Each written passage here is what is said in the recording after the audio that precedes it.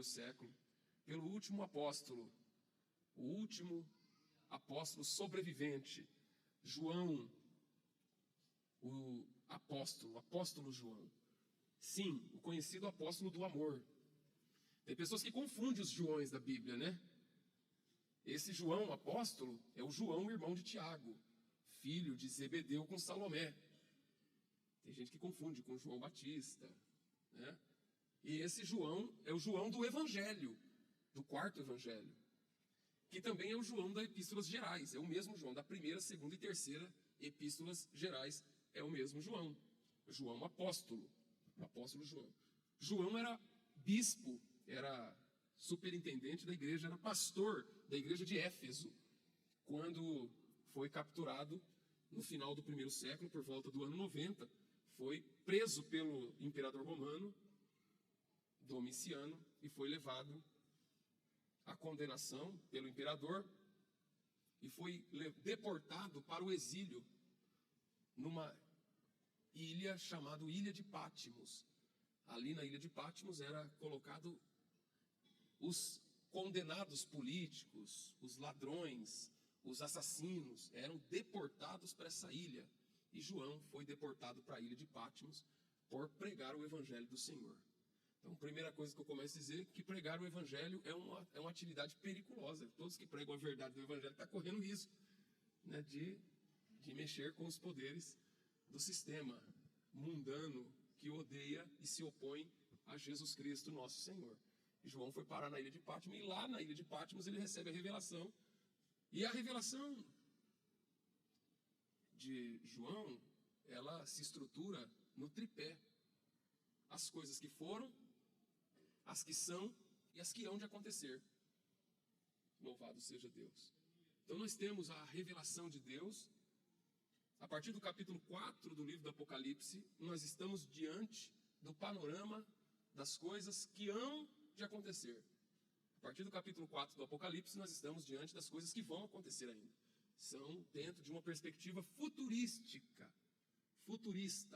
São as coisas que estão no livro. Dentro das coisas que hão de acontecer, o capítulo 4 começa com o arrebatamento de João ao céu. E esse arrebatamento de João ao céu já é um prelúdio futurista do arrebatamento da própria igreja. E a partir do capítulo 6, do capítulo 4 e 5, é a igreja arrebatada. E a visão que João tem do céu. Mas a partir do capítulo 6 ao capítulo 18 do livro do Apocalipse, nós temos a descrição pormenorizada dos eventos relacionados com a grande tribulação.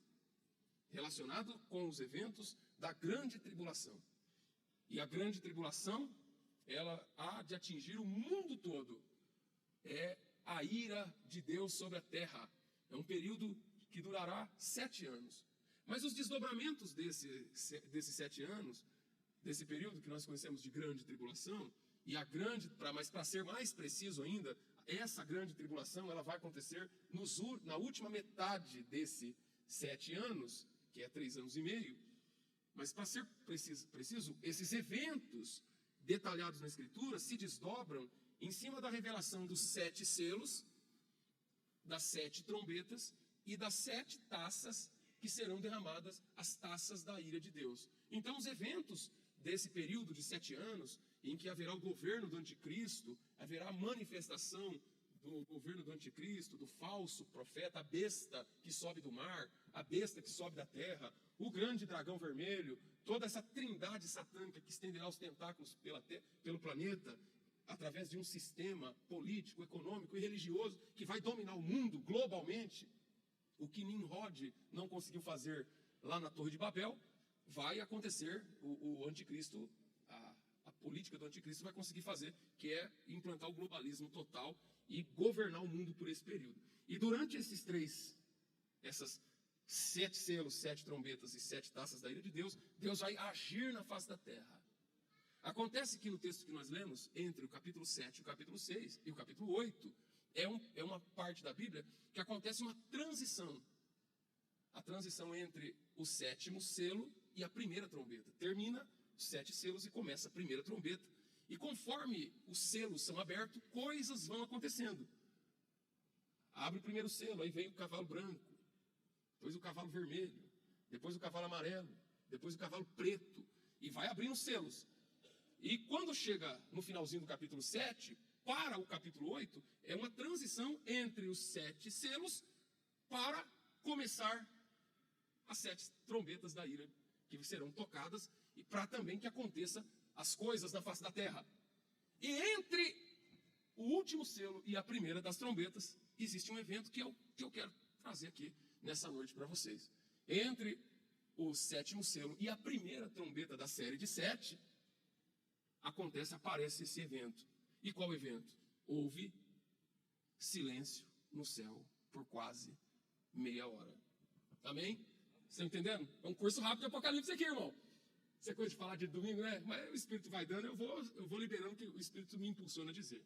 Louvado seja Deus. Então, entre os 7 selos, entre o 7º selo da série de 7 e a primeira trombeta da série de 7, tem um intervalinho, uma fresta. Sabe quando você enxerga pela fresta da persiana o outro lado? Um lapso temporal. Entre um e o outro, a Bíblia diz, e houve o quê? Silêncio aonde? No céu. Aí tem algumas coisas que a gente precisa ver aqui, irmão. Se houve silêncio no céu por meia hora, nós aprendemos que no céu não é lugar. Vocês estão pensando que o céu... Tem gente que acha... Implantou-se um conceito na terra de um céu sem graça. Ninguém quer ir para o céu. Eu já vi gente falando, não, rapaz, legal vai ser no inferno. Porque lá vai estar o Raul Seixas, lá vai estar os Mamonas Assassina, lá vai estar não sei quem, lá vai estar todo mundo gente boa. O pessoal do mundo desenha um céu sem graça, anêmico, pálido e um inferno emocionante. Entendeu? Aquela harpa tocando, aquela monotonia. Então, você pode ver, o mundo, ele conceitua um céu sem nenhuma graça, e quando fala do inferno, já ouviu falar do inferno de Dante?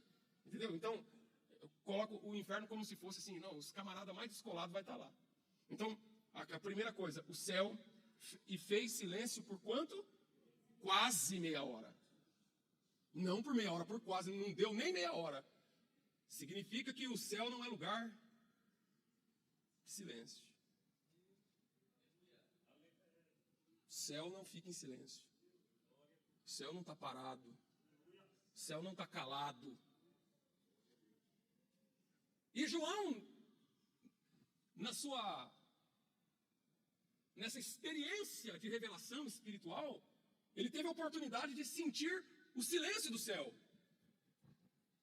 E nós precisamos colocar na nossa vida, a Bíblia diz na oração do Pai Nosso, seja feita a sua,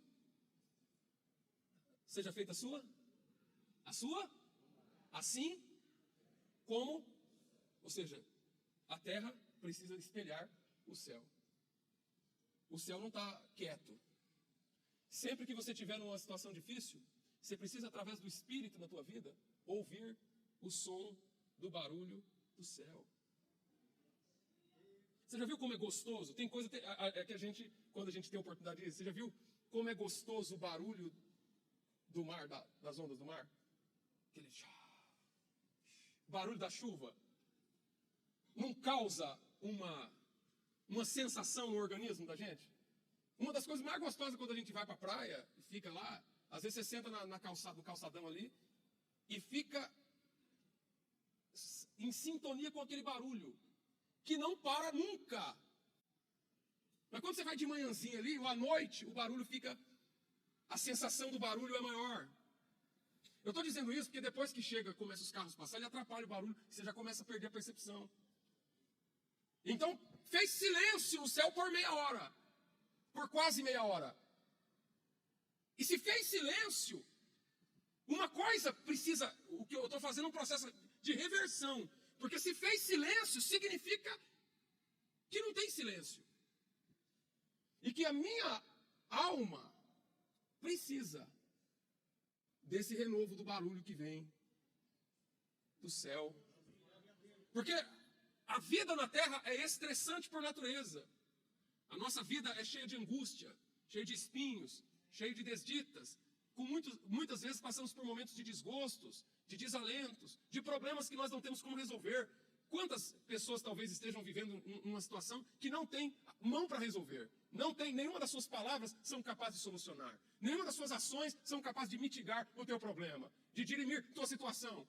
Mas eu estou aqui para dizer para você que você veio nessa noite aqui conectar a tua alma com o céu e sentir esse barulho que vem do céu. A Bíblia diz que Elias estava escondido na caverna. Então o Senhor se apresentou. Louvado seja Deus. Mas antes do Senhor se apresentar, veio um terremoto. E Deus não estava no terremoto. Veio um vento e Deus não estava no vento. Veio um fogo e Deus não estava no fogo. Mas depois que passou tudo isso, veio um murmúrio de uma brisa suave e refrescante que falou com a sua alma. Elias. Estou sentindo Deus aqui nessa noite. E esse murmúrio desse barulho que veio dessa voz que falou, chamou ele pelo nome, Elias.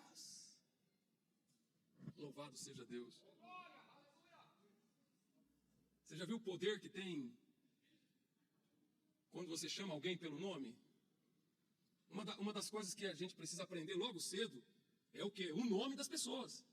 Quando você chama alguém pelo nome, você diz o nome de uma pessoa. Fulano. Gabriel. Gabriel. Louvado seja Deus. É o nome. Você chama o nome da pessoa, não tem, você movimenta. Agora Deus, quando chama a pessoa pelo nome, Elias, que é sarador. Então, nós estamos aqui entre o capítulo 6 e o 18, nos capítulos que falam da grande tribulação. A Bíblia diz que a grande tribulação é uma aflição tão grande, mas tão grande, que nunca houve e nem haverá outra igual. Mas no meio dessa aflição, houve um silêncio no céu. Louvado seja Deus. Houve um silêncio no céu. Louvado seja Deus. Por quase meia hora. Pergunto para vocês agora. A gente aprendeu na teologia, e aqui vem aqui, ó. A gente aprendeu na teologia, o quebra-cuca do texto aqui. Sempre eu falo do quebra-cuca do texto, porque a gente aprende na teologia que o céu não conta a hora. No céu não se rege por minutos e nem segundo. Que o cronos é tempo humano, terreno, terráqueo. Mas a Bíblia diz que houve o silêncio no céu por quase meia hora. Louvado seja Deus. Vem comigo na palavra, irmão. Louvado seja o nome do Senhor. Houve silêncio no céu por quase meia hora. Mas como que pode ter silêncio no céu e contar na medida do tempo? Como essa precisão de quase meia hora? Faltando um tiquinho para meia hora. O que isso quer dizer? Louvado seja o nome do Senhor. E vi os 7 anjos que estavam diante de Deus, e foram dadas 7 trombetas. Então, nesse interlúdio de quase meia hora, nesse interregno de quase meia hora, ele viu o quê? 1, 2, 3, 4, 5, 6, 7 anjos que estavam com a trombeta. E quando você vai ver a partir do capítulo 8, cada trombeta que é tocada, a catástrofe na terra, a tragédia na terra. Cada trombeta tocada é o deflagrar de uma coisa ruim que vem para acontecer. Cada trombeta que é tocada é uma desgraça que acontece na terra. Então, dentro de um intervalo de quase meia hora, ele olhou e viu cada anjo, cada um dos 7 anjos, com uma trombeta na mão. E cada trombeta daquela era o deflagrar, era o disparar de uma coisa ruim que ia acontecer, que estava para acontecer no programa soberano de Deus. Louvado seja Deus. E enviou outro anjo junto ao altar. Louvado seja Deus. Então os 7 anjos estavam com as 7 trombetas. Quando ele começasse a tocar a trombeta, ia acontecer o que na terra? Coisa ruim. Desgraça, morte, terremoto. Os peixes das águas doces iam morrer. As pessoas iam buscar a morte. Os demônios mais furiosos que estavam presos no poço do abismo serão soltos para assolar os moradores da terra. No capítulo 9, diz que os moradores do mundo, do planeta, vão buscar a morte. Por 5 meses, os demônios mais furiosos que hoje estão presos no poço do abismo, vão ser soltos na grande tribulação. E as pessoas vão buscar a morte e não vai conseguir morrer. Olha que coisa ruim que está para vir. E daí, pastor, o que o senhor quer dizer com isso? Eu quero dizer que você precisa prestar atenção aqui nesse texto, porque tem muita coisa ruim para acontecer. E se eu fosse você, eu prestava atenção nesse texto. Porque ele pode ser um álibi de vitória para a tua vida. Porque ele viu as trombetas para ser tocada no intervalo de quase meia hora. E o que acontece aqui, ó? E veio outro anjo e pôs de pé junto ao altar, tendo um incensário de ouro na mão. E foi dado muito incenso para que fosse misturado com as orações dos santos, de todos os santos, sobre o altar de ouro que está diante do trono. E nesse intervalo de quase meia hora, entra o outro anjo com o incensário na mão. E no incensário foi colocado muito incenso. Olha o detalhe da Bíblia, muito incenso. E esse muito incenso que estava no incensário era para ser misturado com a oração de todos os santos. E o versículo termina com outro detalhe dizendo que estava diante do trono de Deus. Então, a gente sabe que no céu, na dimensão do céu, tem o altar, tem o trono de Deus. E aí eu descubro uma outra coisa que está revelada. Para onde vai parar as orações que eu faço? Onde vai parar as orações que você faz? Tem um texto no livro de Salmo que diz: as minhas lágrimas estão postas no teu odre. Até a lágrima que você chora diante de Deus não cai, não evapora de volta para a natureza. O anjo recolhe no odre das lágrimas dos santos. Toda vez que você chora na presença de Deus, essa lágrima, ela não se perde, ela não evapora não, irmão. Ela é colhida e levada para a presença de Deus. Porque Deus sabe sentir o choro da tua alma. E aqui eu descubro que no céu tem um altar, tem o trono de Deus. E todas as vezes que eu oro a Deus, a minha oração é colocada no incensário para misturar com o incenso que está ali, que é levado diante do trono de Deus. Para onde vai as orações que eu faço? Pastor, eu estou orando, pastor. Então continue, porque suas orações não estão perdidas. Suas orações não estão esquecidas. Suas orações não estão no espaço sideral. Suas orações não são vãs. Suas orações são colhidas no incensário de ouro. Está misturada com incenso. Aleluia. No tabernáculo terrestre de Moisés e depois de Salomão, no tempo de Salomão, o sacerdote usava o altar do incenso que ficava no lugar santo. E no altar do incenso, ele colocava uma essência no incensário, e o incensário gerava uma fumaça. Ele era queimado. E essa fumaça simboliza as orações, e Deus inala esse incenso. Para onde vai as suas orações? Eu quero nessa noite sensibilizar a tua alma pela palavra e te conscientizar de que Deus está recebendo as tuas orações. E aí eu entendo a razão pelo qual a eternidade parou por quase meia hora. Eu já disse aqui para vocês que toda vez que eu vou orar, a hora não passa. Eu oro 10 minutos, quando eu olho, parece que eu já orei 1 hora. Eu oro 15 minutos, parece que eu já orei 1h30. Só que quando você vai fazer outra coisa, o tempo passa. O que nós não temos é tempo. Vocês têm essa mesma sensação que eu, que toda vez que você dobra o joelho para orar, o tempo não passa? Você ora, fala. Eu já orei 10 minutos, Senhor, não aguento mais orar, está doendo meu joelho. Aí você olha, mas só 10 minutos, parece que foi tanto. E o que é isso? Porque quando você para orar, o tempo para. A eternidade para. O céu está em constante movimento. Mas a única coisa que faz o céu calar. Por que o céu para, faz silêncio? Porque o céu silencia para ouvir a voz do barulho da oração do povo aqui da terra. Louvado seja Deus. E a fumaça do incenso subiu com as orações dos santos, desde a mão do anjo até diante de Deus. A oração subiu. Nós oramos aqui hoje várias vezes. E a oração sobe. A oração vai para cima. Louvado seja Deus. Qual é a razão do silêncio no céu? A oração. Não há nada mais importante para o céu que a oração que nós fazemos na terra.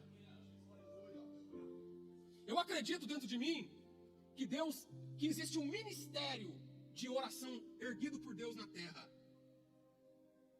E que não há um minuto sequer na terra sem que o povo do Senhor esteja orando aqui embaixo. Aqui no Brasil, na Argentina, no Uruguai, no Paraguai,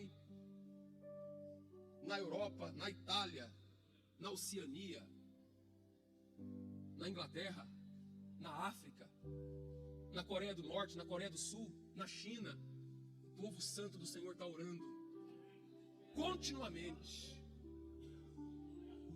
E quando a oração chega no incensário, o anjo leva a oração diante de Deus. E a oração sobe diante do Senhor. E o anjo tomou o incensário e o encheu de fogo do altar. Olha só o que o anjo faz. Ele pega o incensário que tinha oração, incenso e mistura com o quê? Com fogo. Glória a Deus. Ele pega a oração que chega na terra, mistura com o incenso que está no céu. E aí ele pega o fogo que está no altar e coloca no incenso, no incensário. E mistura oração, incenso e fogo. Oração, unção e fogo. Aleluia. E por que Deus adiciona na mistura o fogo? Porque quando ele adiciona na mistura o fogo, é porque ele está preparando a resposta da oração. Para responder a oração. Irmão, Deus responde a oração. Deus responde a oração daquele que clama. A Bíblia diz: clama a mim e responder-te-ei. Buscar-me-eis e me achareis. Pedi e dar-se-vos-á. Batei e abrir-se-vos-á. Amassurecai. Nós servimos um Deus que responde oração. Louvado seja Deus. Quando Abraão despede Agar, que é mandado embora, pressionado por Sara, e ela vai embora com seu filho, e de repente a água acaba do odre, e ela naquele desespero se distancia do menino um tiro de arco, para não ver o menino morrer. Ela se distancia do menino para não ver o menino morrer. Porque acabou a água, acabou o pão, acabou tudo. E ela se distancia do menino, vai para longe do menino, para os olhos dela não ver o menino morrer. E a Bíblia nos diz que o menino começa a orar.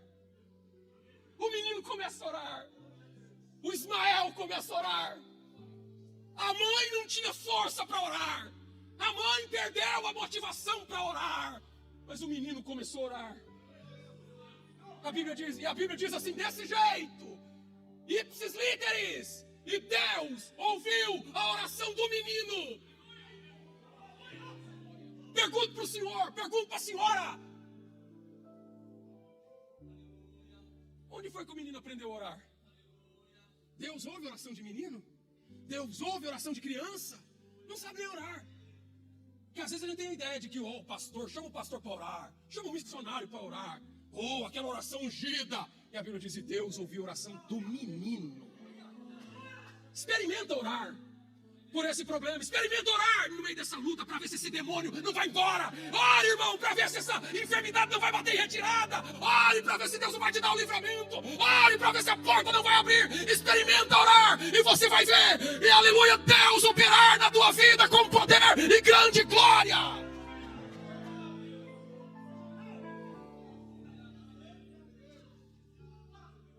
Ele adicionou fogo na oração, que estava misturada com incenso e derramou aquela mistura na terra. Derramou na terra aquela oração, a mistura de fogo, incenso e oração. Pergunto para você, o que você acha que vai acontecer? Você acha que alguém segura um crente que ora? A rainha Elizabeth da Inglaterra diz assim: eu temo mais John Knox de joelho do que o exército inteiro da Escócia contra mim. Aleluia. Eu sei temer. Eu falo por mim, eu sei temer quem ora. Eu reverencio quem ora. E eu te aconselho, não te meta a besta com quem ora. Não se intrometa na vida de quem tem comunhão com Deus através da oração. Aleluia. Porque o incenso misturado com oração e com fogo, a Bíblia diz, e o anjo tomou o incensário e encheu do fogo do altar e o lançou sobre a terra. E ouve vozes. Olha que coisa. E ouve vozes, trovões, e relâmpagos, e terremotos. Deus vai fazer um rebuliço na terra. Deus vai agitar o negócio. As coisas não ficarão do jeito que estão. Deus vai operar, a porta vai abrir, você vai ouvir vozes, você vai ouvir trovões, você vai ouvir relâmpagos, você vai ver o terremoto de Deus acontecer.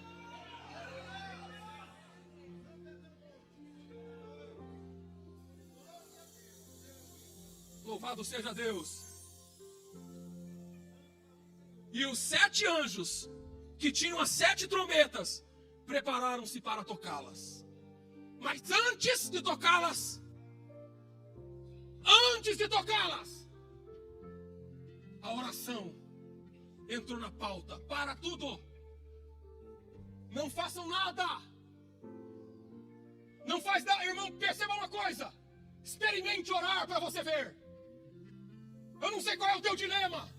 Não sei qual é a tua aflição. Não sei qual é o teu problema. Mas eu sei que Deus vai dar vitória. Porque nós não estamos aqui de brincadeira.